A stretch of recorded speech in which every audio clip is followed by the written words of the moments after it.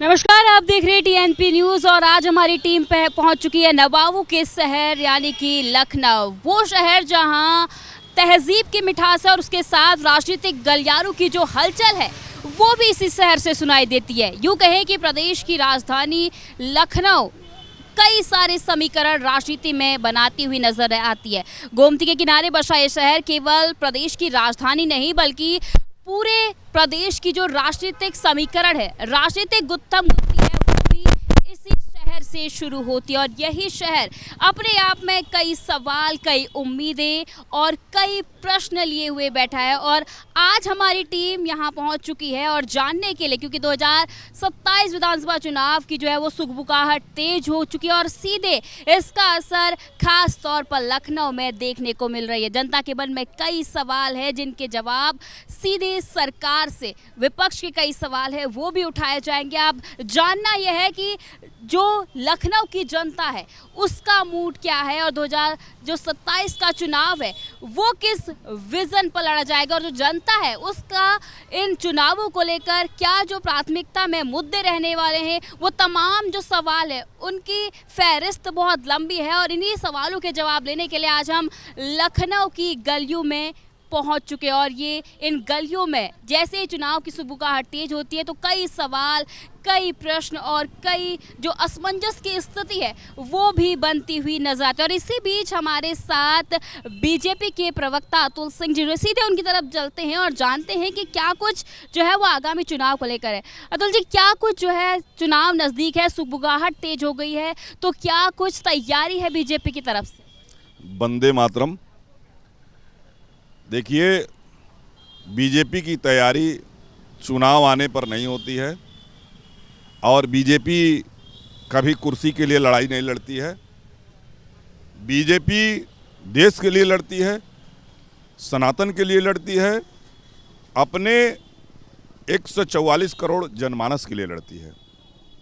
तो निश्चित रूप से जब देश के लिए लड़ेंगे, आम जनता के लिए लड़ेंगे तो 24/7 कार्य करना पड़ता है, जनता के बीच में रहना पड़ता है।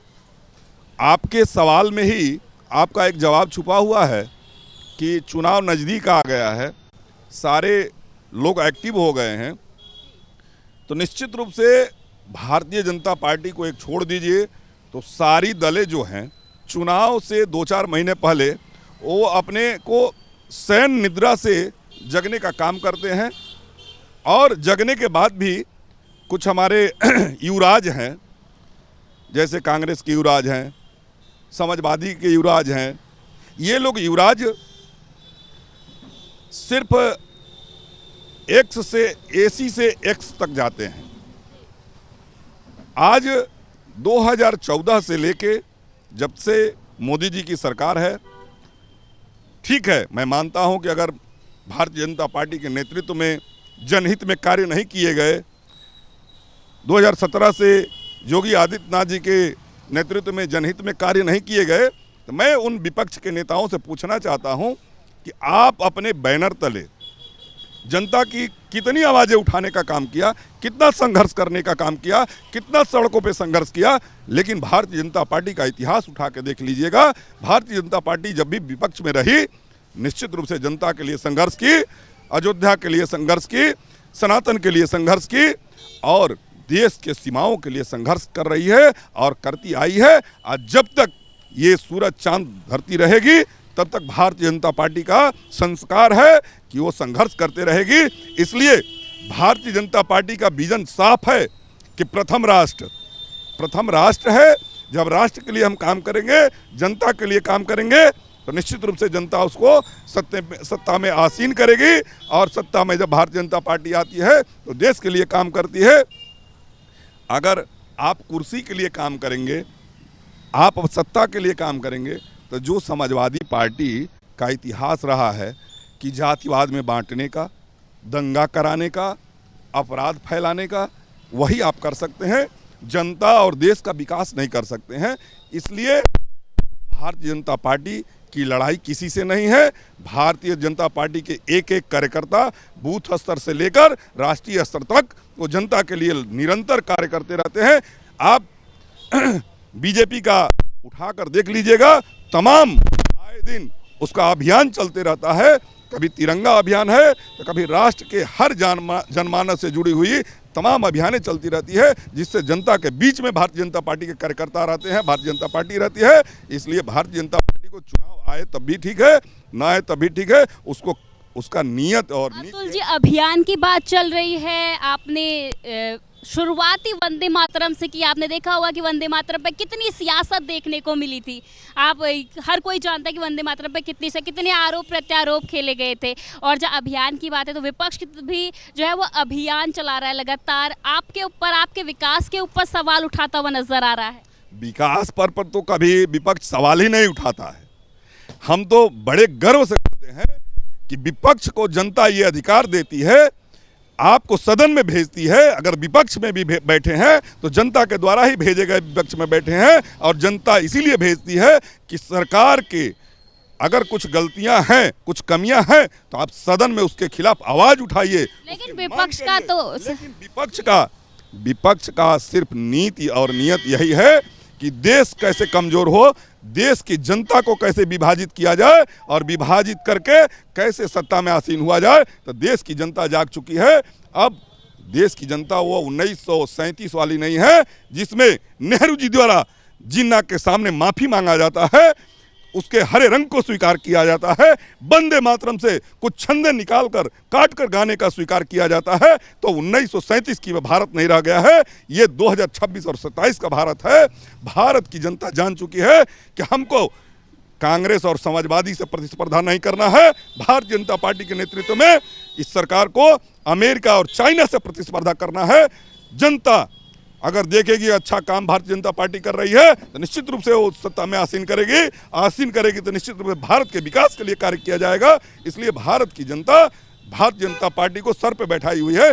आप देख लीजिए, अगर गलती से जनता किसी को चुनती है तो एक बार चुनती है, दोबारा मौका नहीं देती है। लेकिन केंद्र में देखिए, तीसरी बार हमारी सरकार चल रही है, उत्तर प्रदेश में दूसरी बार सरकार चल रही है।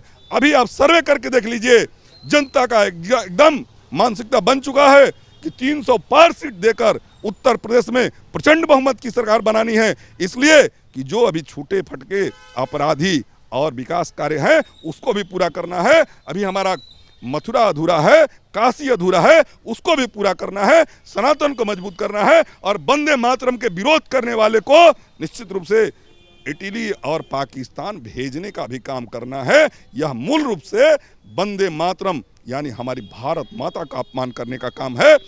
और भारत माता का अपमान करोगे तो निश्चित रूप से तुम्हारा यह भारतीय जनता पार्टी नहीं, देश की जनता तुमको पाकिस्तान और इटली भेजने का काम करेगी।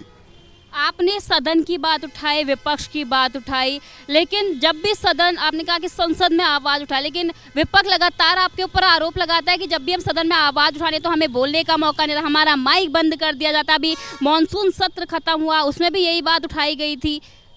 यह चोरी अभी पूरे देश के सामने उजागर हुई। राहुल गांधी ने भरे सदन में झूठ बोला कि हमारी माइक बंद कर दी गई, लेकिन जबकि माइक बंद नहीं था। पूरा देश देखा है, पूरा देश जानता है। इन लोगों का सिर्फ एक ही मुद्दा है कि हम संसद नहीं चलने देंगे, हम देश नहीं चलने देंगे, हम विकास कार्य नहीं होने देंगे। इनके पास भारतीय जनता पार्टी कोई मुद्दा ही नहीं छोड़ी है कि आप मुद्दे की बात करेंगे। जब भी कोई मुद्दा आता है निश्चित रूप से अपना स्वाभिमान समझ के, देश का स्वाभिमान समझ के भारतीय जनता पार्टी प्रथम राष्ट्र के नियत से काम करती है और उस मुद्दे को समाधान करने का काम करती है। चाहे वो जनजी को आगे करके ये लोग देशद्रोह का करने का काम करें, आज चाहे फर्जी का आरोप लगा के काम करे, तो देश के लिए भारतीय जनता पार्टी काम करती है। आज इसलिए भारतीय जनता पार्टी लगातार सत्ता में आ रही है। बंगाल जैसे प्रदेश में देखिए प्रचंड बहुमत से भारतीय जनता पार्टी आई। क्यों? बंगाल की जनता को सबसे पढ़ी लिखी मानी जाती है, सबसे शिक्षित मानी जाती है। आज वहां भारतीय जनता पार्टी का सरकार आई है तो निश्चित रूप से विकास देखकर और नियत देखकर और राष्ट्र को प्रथम मानकर वहां सरकार आई है। बिहार में देख लीजिए, विकास के नाम पे सरकार आई है। दिल्ली में देखिए, विकास के नाम पे सरकार आई है। तो भारतीय जनता पार्टी का अपना कोई प्राइवेट लिमिटेड कंपनी नहीं है। और भारतीय जनता पार्टी के अलावा जो भी पार्टियां हैं, एक कोई ऐसे पार्टी का नाम बताइए जिसपे किसी परिवार का टैग न लगता हो, ऐसी कोई पार्टी नहीं है। लेकिन भारतीय जनता पार्टी किसी परिवार के प्राइवेट लिमिटेड नहीं है। यह एक संगठन है और देश के लिए काम करता है, आम जनता के लिए काम करता है, जाति धर्म से ऊपर उठ के काम करता है। अगर कोई भी योजना आता है तो किसी जाति और धर्म को अलग करके काम नहीं किया जाता है। सबको समान अधिकार दिया जाता है, सबको समान विकास का अवसर दिया जाता है, युवाओं को रोजगार का अवसर दिया जाता है। तमाम अभी अवसर बाकी है जो अभी पूरा करना है।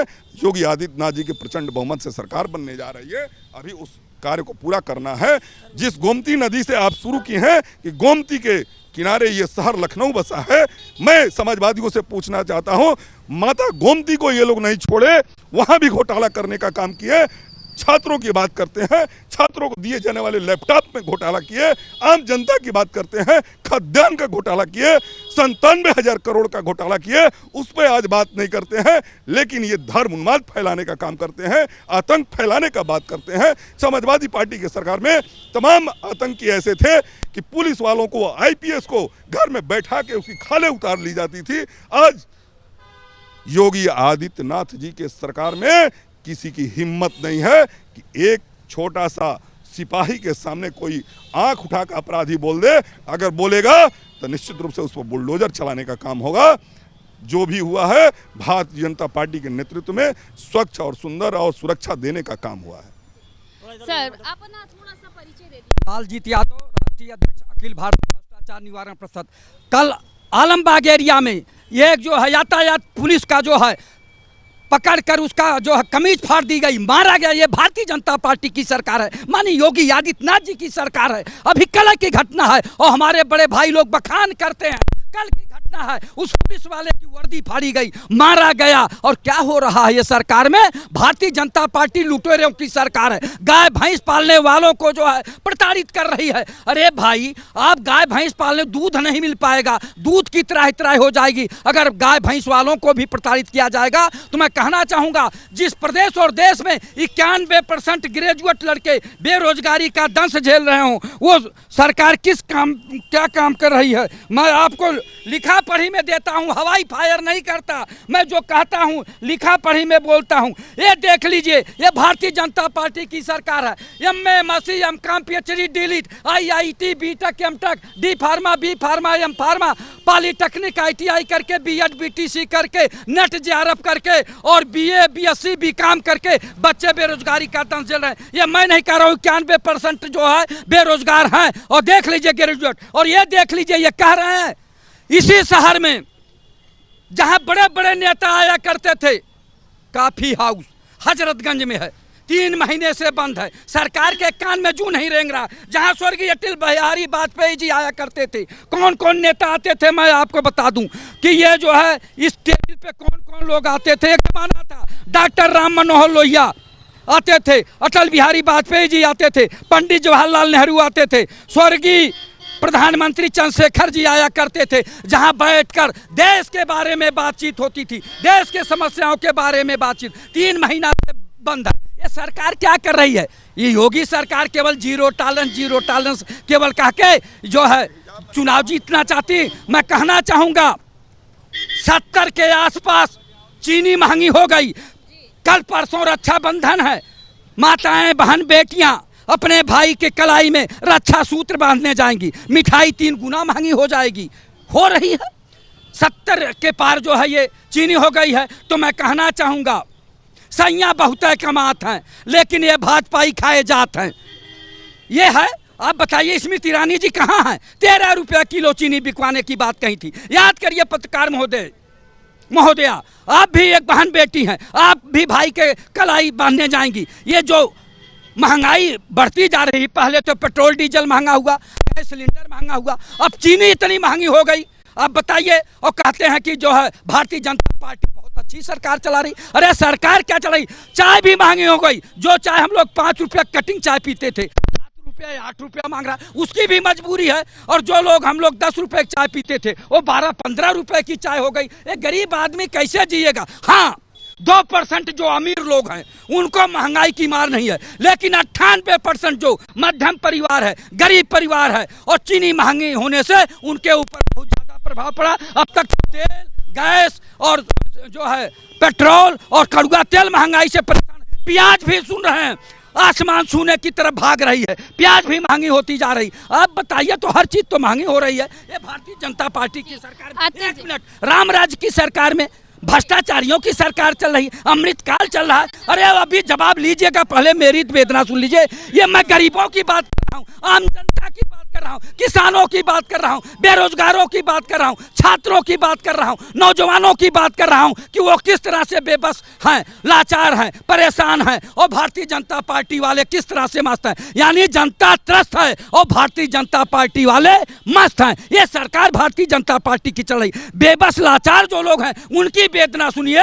ये लोग तो बड़े बड़े लोग हैं, इनका पेट भर रहा, चीनी 500 रुपया हो जाए तब भी ये खरीदेंगे, कहेंगे हम राष्ट्रहित में खरीद रहे हैं। आपको बता दें, सरकार से सवाल पूछेंगे तो कहेंगे राष्ट्रद्रोही हैं, देशद्रोही। सवाल पूछना कोई अपराध है? सवाल पूछना चाहिए सरकार से। और पत्रकारिता भी वही है जो गरीबों की आवाज़, मजलूमों की आवाज़ सरकार के कानों तक पहुंचाने का काम करे, वही सच्चा पत्रकार है।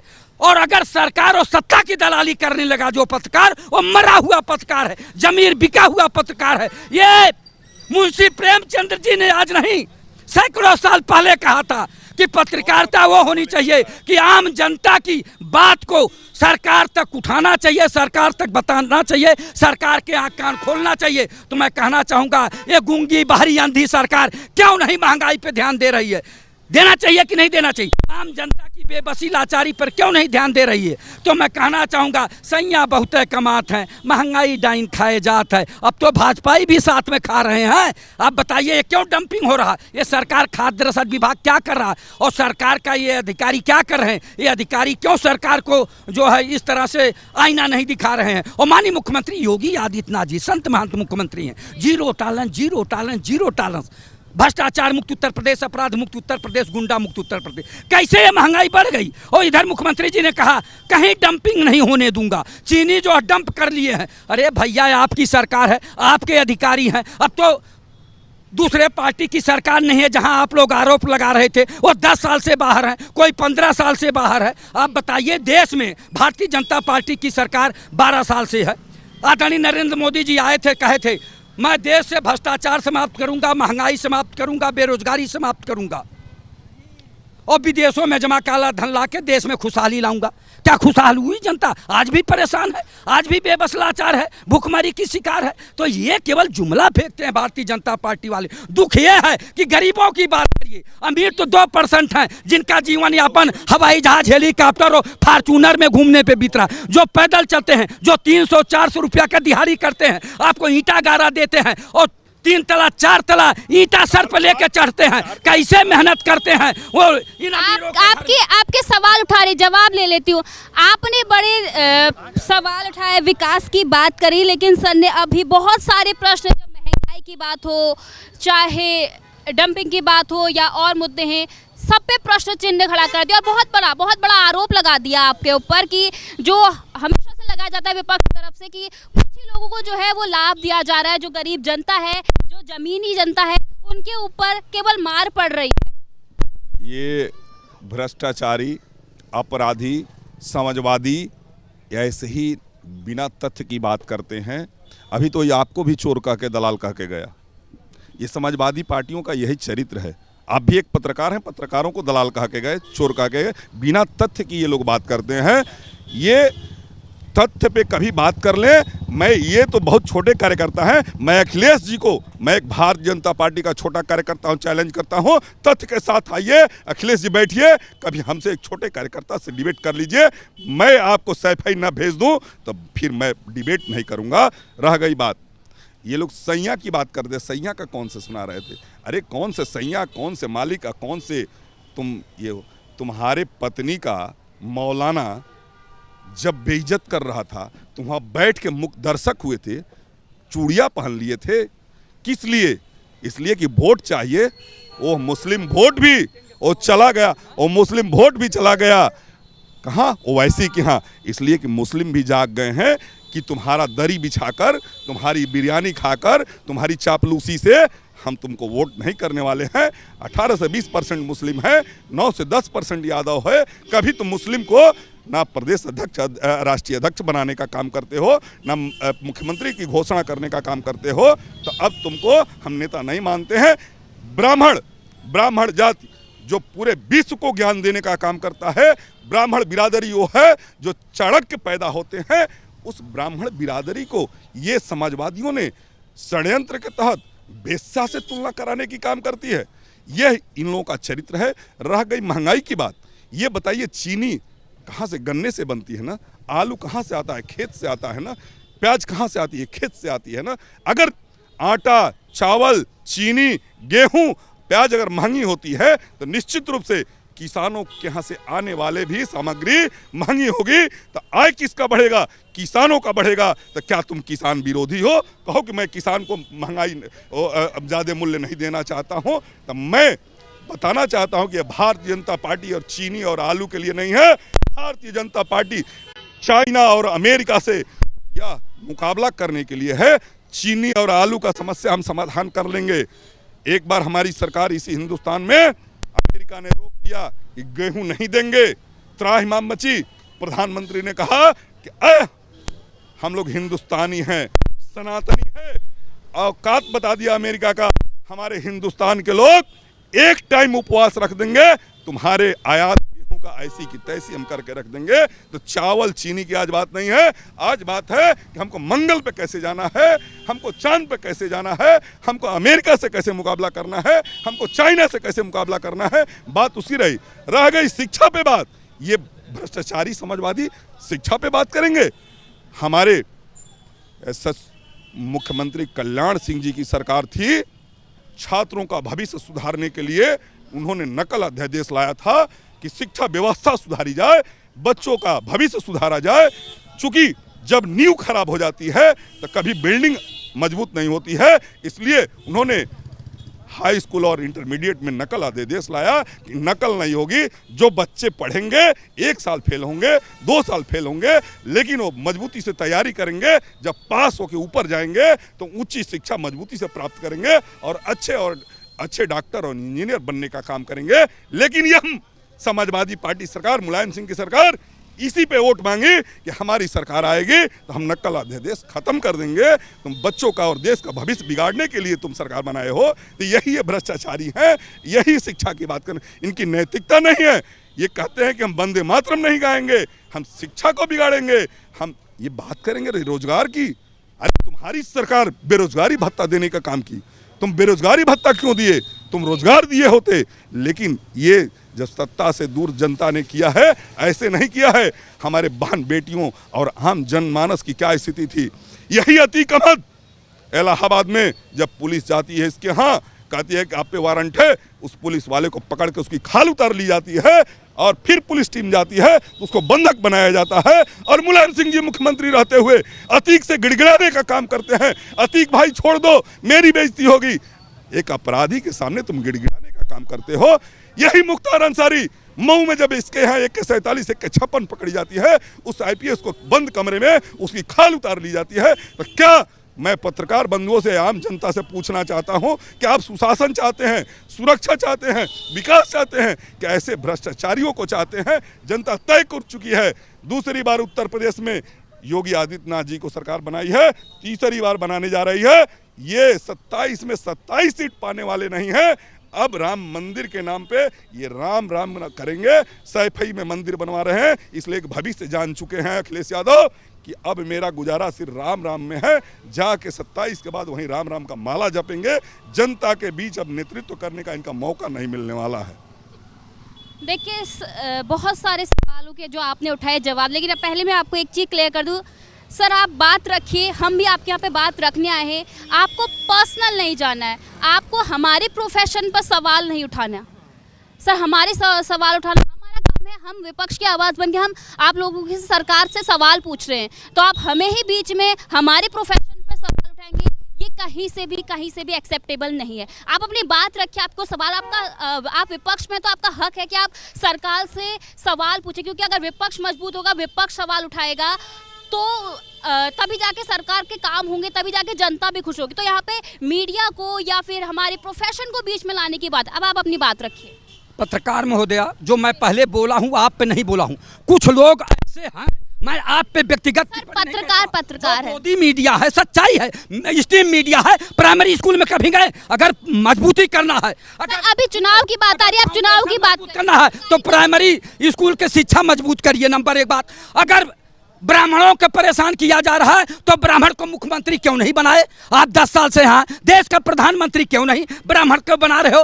अब अगर भारतीय जनता पार्टी एक मिनट हमारी सरकार आएगी, हम बनाएंगे। सबसे बड़ी बात है ये जो है, इस तरह पहले बोलने दीजिए, उसके बाद बात करिएगा। आपको बता दें, ये भारतीय जनता पार्टी वाले ऐसा गुमराह करते हैं, पहले प्राइमरी की शिक्षा मजबूत करिए, न्यू मजबूत करिए, तभी बिल्डिंग मजबूत होगी। सबसे बड़ी बात है जो भ्रष्टाचार हो रहा है, आपको बता दें, लखनऊ से कानपुर हाईवे एक्सप्रेस बना, जिस पे आदरणीय नितिन गडकरी जी आए, प्रदेश के मुख्यमंत्री आए और उप मुख्यमंत्री ब्रजेश पाठक जी आए। कहाँ सन गाड़ी जाएगी, सन गाड़ी जाएगी और 40 मिनट में जाएगी। और आज वो हाईवे के क्या हाल है? भ्रष्टाचार के कारण उध्वस्त हो गया। आपको बता दें, जल जीवन मिशन इनकी बड़ी अच्छी योजना थी, उसमें घोर भ्रष्टाचार हुआ, तमाम टंकियां ध्वस्त हुई और अभी जो है पाइप से जल जो है गांव में पहुंचा नहीं, तमाम गांव ऐसे बचे हुए हैं। तो इसमें घोर भ्रष्टाचार हो रहा है। ये लोग केवल अंग्रेजों का सियासत कर रहे हैं, जाति बांटो, जात को बांटो,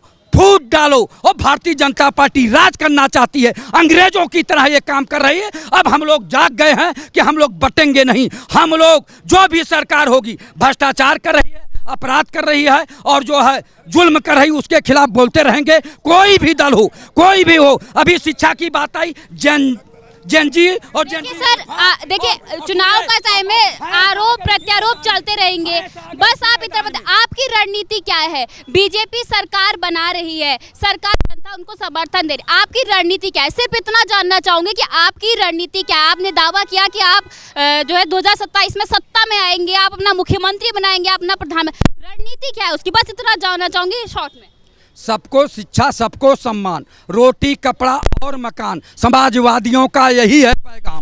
हम लोग रोज चिकित्सा, शिक्षा, स्वास्थ्य, रोजगार पे बात करेंगे, हम प्रदेश और देश के विकास की बात करेंगे, हम भ्रष्टाचार मिटाने की बात करेंगे। जिनको अभी भाजपाई लोग लगा रहे थे आरोप, 10 साल से हैं, उनको क्यों नहीं जेल भेजे? उनकी संपत्ति क्यों नहीं जब्त करे? शर्म आती है। योगी आदित्यनाथ जी मुख्यमंत्री हैं, ईमानदार हैं, जिनके ऊपर आरोप लगा रहे हैं केवल, वो कहाँ है? देश के प्रधानमंत्री आदरणीय नरेंद्र मोदी जी, अजीत पवार, शुभेंदु अधिकारी, हेमंत बिस्वा शर्मा, अशोक चौहान के ऊपर स्वयं लगाए थे ये लोग भ्रष्टाचारी हैं। 70,000 करोड़ अजीत पवार जो है भ्रष्टाचार किए हैं। ये है कहाँ? ये है कहाँ? भाजपा में है और मंत्री बने थे। और ये हेमंत बिस्वा शर्मा और शुभेंदु अधिकारी क्या है?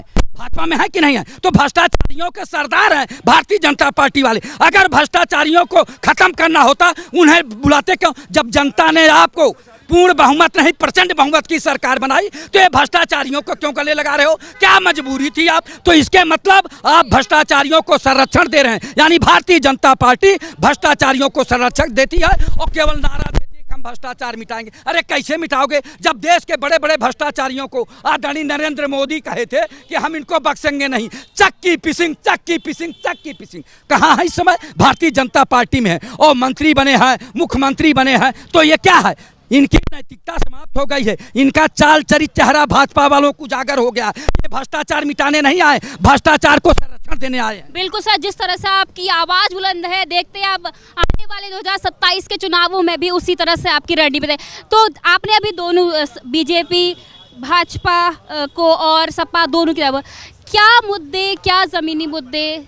देखिए, आरोप प्रत्यारोप का जो है वो सिलसिला लगातार जारी रहेगा और जैसे जैसे चुनाव आगे बढ़ेगा तो ये सुगबुगाहट और तेज होगी और आक्रामक अंदाज में नजर आएगी। तो जमीनी मुद्दा क्या रहने वाला है इस बार? जमीनी मुद्दा, भारतीय जनता पार्टी जो है जमीनी मुद्दे पे ही काम करती है। आप 10 साल पहले के रिकॉर्ड में जाइए, गांव के लोग ये नहीं जानते थे डामर रोड कैसी होती है। आज हर जो है गांव डामर रोड से जोड़ा गया, हाईवे से जोड़ा गया और हर गाँव का जो है बच्चा कॉलोनी पाया, हर गांव का जो है बच्चा लैट्रीन पाया। पहले जो है सपा सरकार में, कांग्रेस सरकार में, बसपा सरकार में लैट्रीनें आती थी, आवास आते थे, प्रधान बंदर बांट कर लेते थे। आज प्रत्येक गरीब का आवास बना और उस आवास में रह रहा है और आवास के साथ साथ लैट्रीन बनी रह रहा है। और देखा जाए तो कोटेदार पूरा गल्ला देता है उसको, ये नहीं कि घटतौली करें या कुछ करें, तत्काल जो है सूचना होती है। गरीब कोई रह नहीं गया, पहले गरीब हुआ करते थे। भारतीय जनता पार्टी 5 साल बराबर चुनाव लड़ती है, गांव-गांव जा कर के हमारे 25 बड़े संगठन प्लस जो है भारतीय जनता पार्टी काम कर रही। और मेरी नकल जो है समाजवादी पार्टी कर रही। आज कृष्ण भगवान का रूप बन के और आरती कर रहे हैं कि कृष्ण अवतार हैं। वही पहले जो है मुल्ला बन के और जो है मुल्लों के लिए बनाया करते थे क्या कब्रिस्तान। तब कहाँ चले गए थे हिंदू? भाई हिंदुओं के भी कब्रिस्तान बना देते, उनके नहीं बने। हर ग्राम सभा में कब्रिस्तान बने हुए हैं, बाउंड्री वाल बने हुए हैं। सिर्फ जो है मुस्लिम लड़कियों को 30,000 रुपये दिया करती थी। मेरी सरकार जो भी योजनाएं लाई पूरे भारतीय को दिया। ऐसा नहीं है कि जो है हिंदू को दिया, मुसलमान को दिया, सिख को, सबको देने का काम करती है। और वो सिर्फ एक जाति विशेष को देते थे।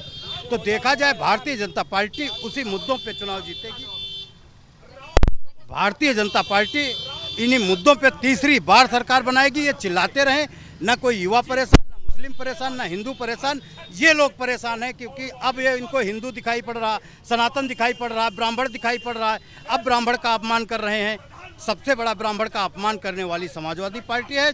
और जब सरकार में थी तब ब्राह्मणों के सर काट करके जो है लाने का काम जी, आप क्या कहेंगे जिस तरह से देखिए धार्मिक चीज़ें भी हो रही है, ब्राह्मणवाद की जो है, मुस्लिम यादव की जो है वो सिलसिला लगातार जो है वो उत्तर प्रदेश की सरकार में, उत्तर प्रदेश की राजनीति में बना हुआ है, उस पर आपके विचार क्या? देखिए, पूर्ववर्ती सरकारों को भी हम लोगों ने देखा है और उसके शासन में हम लोग रहे हैं और उसके भुक्तभोगी हैं। और इस सरकार के भी शासन को देख रहे हैं।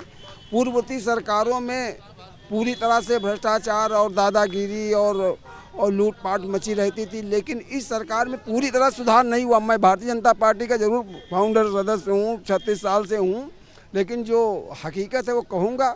और उसको सुधारने का काम माननीय योगी आदित्यनाथ जी की सरकार ने किया। अगर ये लोग अच्छा काम किए होते, 3 बार माननीय नेताजी मुलायम सिंह यादव मुख्यमंत्री रहे, एक बार ये 2012 में रहे, तो पुनः वापस होकर के लोग आते, इनको जनता इनके ऊपर विश्वास करती। इन लोगों के भ्रष्टाचार, इन लोगों की गुंडाई की वजह से जनता ने त्रस्त होकर के इन लोगों को देश से निकालने का काम किया, क्योंकि ये लोग सिर्फ एक समाज की बात करते हैं। और भारतीय जनता पार्टी के फाउंडर सदस्य पंडित दीनदयाल उपाध्याय जी का कहना था कि अंत्योदय, जो कि अंतिम सरकार की योजनाओं का लाभ जो अंतिम पायदान में वाकई में जो उसका हकदार है उसको मिलना चाहिए, और उसको दिलाने का काम माननीय योगी आदित्यनाथ की सरकार और माननीय मोदी जी की सरकार ने काम किया है। उसी आधार पे हम 2027 का चुनाव भी जीतेंगे। ये लोग सिर्फ परिवारवाद की लड़ाई लड़ते हैं। इनके यहाँ आज 32 साल की समाजवादी पार्टी हो गई, आज तक कि किसी दूसरे परिवार को राष्ट्रीय अध्यक्ष नहीं बनाए। सिर्फ मुसलमानों को डरा करके 20% वोट डरा करके ले रहे थे। उनका भी सर्वांगीण विकास जिस तरह होना नहीं करने का इन्होंने काम किया, आज वो भी इनसे सवाल कर रहे हैं। और चाहे कांग्रेस हो, चाहे समाजवादी पार्टी हो, चाहे राष्ट्रीय जनता दल हो, चाहे टीएमसी हो, सारी जो पार्टियां रही हैं सिर्फ सनातन और हिंदुओं को बदनाम करने का काम किया।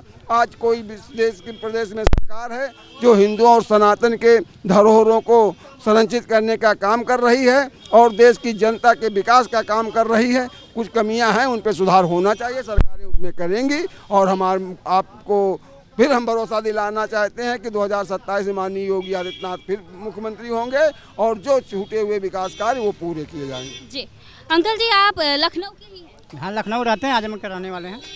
आपने बहुत सारे चुनाव देखे होंगे, बहुत सारी सरकारें देख ली, चाहे सपा की सरकार हो, बसपा की हो या बीजेपी की हो, तो क्या अहम बदलाव पिछली सरकारों में रहे? आपकी जो सरकार चल रही है बीजेपी की, उसमें क्या कुछ बदलाव रहे? और जो चुनाव आने वाला है उस पर किन मुद्दों के आधार पर आपको लगता है कि सुधार होना चाहिए लखनऊ में? देश आज़ाद हुआ और गुलाम हुआ, और गुलाम के बाद देश में सबको अधिकार मिला। जो वंचित जातियों के लोग रहे वो अधिकार किसी छीना जा रहा है। आज टेक्निकल के हिसाब से अंग्रेजों के समय में जो था वो अंग्रेजी जानते थे, यहाँ के लोग कुछ जानते ही नहीं थे, अंग्रेजी जानते नहीं थे। ये लोग बताते थे अंग्रेजी और हिंदी की बात जानते थे, यही जो भाजपा के लोग समझ लोग। आज के दौरान आप देख लीजिए कि ये टेक्निकल आया हुआ है, ये टेक्निकल कोई जान नहीं पा रहा है, ये इनके अंडर में हम लोग हो चुके हैं। और आने वाला समय बिल्कुल जो संवैधानिक व्यवस्था उसको छीना जा रहा है। प्राइवेट के निजीकरण करके ये जो व्यवस्थाएं दे रहे हैं, जो हम लोगों का हक है, जो बच्चे पढ़े लिखे हैं उनको नौकरी से नहीं, परीक्षा ही नहीं हो पा रही है। तो आप समझिए परीक्षा नहीं हो रही, एक एक दिन उनका बहुत महत्वपूर्ण है। ये बच्चे हैं, हमारे आने वाली पीढ़ी, हमारे बच्चे जो वही देखेंगे हम लोगों के जाने के बाद। बच्चे हम लोग से हिसाब मांगते हैं, 100 बीघा काश्तकारों के सामने बच्चे कैसे खड़ा होंगे, न कुछ है ही है। तो ये सदे सदे ये बुद्धिमान लोग हैं। हम लोग को जो अधिकार मिला है, जैसे पाकिस्तान का बंटवारा हुआ, उस तरह से बंटवारा नहीं किया गया। हम लोग को ये अनदेखी किया गया। राजनीति 10 साल के बढ़ा के खाली राजनीति किया जा रहा है। तो आप कह रहे हैं अभी की सरकार या फिर हर सरकार ने अनदेखी की है जो आम जनता है? बिल्कुल, आप देखते नहीं है कि नहीं मालूम हो रहा कि आप अनदेखी नहीं हो रही है। आप जो बच्चों का परीक्षा जब नहीं करा पा रही है, सब टेक्निकल है, जो केंद्र में राज्य में हर राज्यों में सरकार है, जब नहीं कर पा रहे हैं तो बिल्कुल तरह तरह मचा महंगाई आप देख लीजिए। युवा हैं आप, बहुत सारे इस वक्त युवाओं का मुद्दा जो है वो सबसे ज़्यादा उठ रहा है। विपक्ष भी लगातार ये नीट पेपर लीक का मुद्दा हो, चाहे मैं अन्य राज्यों की बात कर लूँ तो वहाँ पे ये युवाओं का मुद्दा है। और ये भी कहा जा रहा है कि जो आने वाला चुनाव है उसमें जो पूरी ताकत है वो युवाओं के पास है। सत्ता परिवर्तन की बात हो, चाहे सत्ता को समर्थन की बात हो, युवाओं के हाथ में इस वक्त बहुत ताकत है। तो क्या लगता है जो आने वाला मतदान होगा, चुनाव है, किस मुद्दों पर क्या संतुष्टि है सरकार? देखिए, आने वाला 2027 का चुनाव पूर्णतः हर तरह से योगी जी के पक्ष में जा रहा है। नहीं, बात यहाँ पे मेरा सवाल सीधा यह है कि आप चुनाव में मतदान करेंगे, क्या मुद्दे रहेंगे आपके, क्या उम्मीदें हैं आपकी सरकार से? देखिए, सरकार जो हम पर्सनल अपनी बात बता रहे हैं, हम बीजेपी को वोट करते हैं और योगी जी के चेहरे पे करते हैं, योगी जी के चेहरे पे, न कि भाजपा को देख के। दूसरी चीज, योगी चेहरे और पार्टी में आपने चेहरा चुना है? हम चेहरा चुने हैं हमने, इसलिए कि ये चेहरा जो है ना, उन्होंने भारतीय जनता पार्टी के साथ रहते हुए योगी जी ने उत्तर प्रदेश में अच्छे काम किए हैं। योगी जी के नेतृत्व में उत्तर प्रदेश जो है कि उत्तम प्रदेश बन चुका है। शिक्षा हो, बेरोजगारी हो, चाहे किसी भी क्षेत्र में ले लीजिए, योगी जी ने अच्छा काम किया है। और योगी जी के चेहरों को देख के फिर से उनको हम वोट देंगे, तीसरी बार मुख्यमंत्री बनाने का काम करेंगे। योगी जी के चेहरे पर आपने कहा आपने मतदान किया है, पार्टी पर मतदान नहीं किया है। भारतीय जनता पार्टी को देख के हमने तब वोट किया था जब लोकसभा चुनाव में पहली बार नरेंद्र मोदी जी जब पहली बार प्रधानमंत्री बने थे। लेकिन नरेंद्र मोदी जी से और उनसे दिक्कत तब हो गई जब यूजीसी जैसा वो कानून ला दिए और स्वर्ण समाज को एक बहुत बड़ा मतलब जो है कि उससे तकलीफ हुई, बहुत झटका लगा है कि भाई उनको हम बैठाए, उनको सिंहासन बैठाए, उनको प्रधानमंत्री हम ही लोगों ने बनाया सभी लोगों ने। लेकिन स्वर्ण समाज के लिए लोग कुछ नहीं कर रहे हैं, स्वर्ण समाज को एकदम नीचा दिखाने का काम कर रहे हैं। तो हम जो है आज की डेट में नरेंद्र मोदी को पसंद नहीं करते हैं, हम पसंद करते हैं तो योगी जी को। हम चाहते हैं, खुद पर्सनल मैं व्यक्तिगत चाहता हूँ कि 2027 में योगी जी मुख्यमंत्री बने और प्रधानमंत्री के दावेदार बन जाएं। उसके बाद 2029 में योगी जी को प्रधानमंत्री बनाया जाए और राजा भैया जो कुंडा वाले हैं उनको मुख्यमंत्री बनाने का काम कर रहे हैं। युवाओं को भी बहुत सारी उम्मीदें हैं, बहुत सारे सवाल हैं। स्वर्ण समाज का जो है वो पहले भी कई बार उठाया गया था। युवाओं के मन में स्वर्ण समाज के ऊपर ये बड़ा प्रश्न चिन्ह है कि इस सरकार की तरफ से स्वर्ण समाज के लिए कुछ किया नहीं जा रहा, क्योंकि उन्होंने वोट देकर सत्ता में बैठाया है। बहुत सारे लोग यहाँ पर मौजूद हैं हमारे साथ।